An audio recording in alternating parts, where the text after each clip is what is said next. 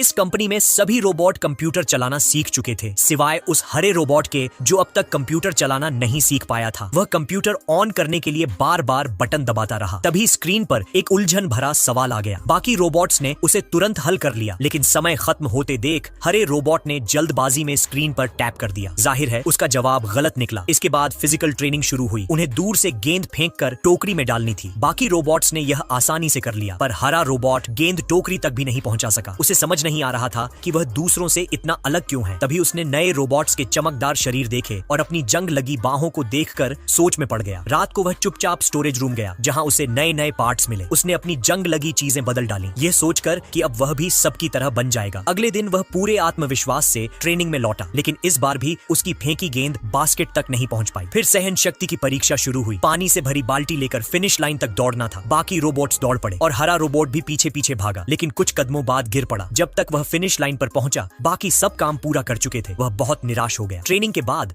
वह शूटिंग की प्रैक्टिस करने लगा, लेकिन 10वीं कोशिश में उसकी बाजू टूट गई। तब वह वापस स्टोरेज रूम गया, नए पार्ट्स निकाल दिए और फिर से अपने पुराने जंग लगे पार्ट्स लगा लिए। अगले दिन ड्राइंग ट्रेनिंग में उसने सफलतापूर्वक काम पूरा कर लिया। धीरे धीरे वह बाकी रोबोट्स के साथ तालमेल बिठाने लगा। भले ही वह धीमा था, पर उसने कभी हार नहीं मानी। फिर एक दिन स्क्रीन पर इंसानों से जुड़ा सवाल आया। इस बार सभी सफेद रोबोट अटक गए, लेकिन हरे रोबोट ने सही जवाब दे दिया। सब उसकी ओर आश्चर्य से देखने लगे और उसकी खूब तारीफ करने लगे। आखिरकार वह पहला रोबोट बना जिसे किसी इंसानी घर में भेजा गया। माँ के लिए लाइक और सब्सक्राइब कर देना।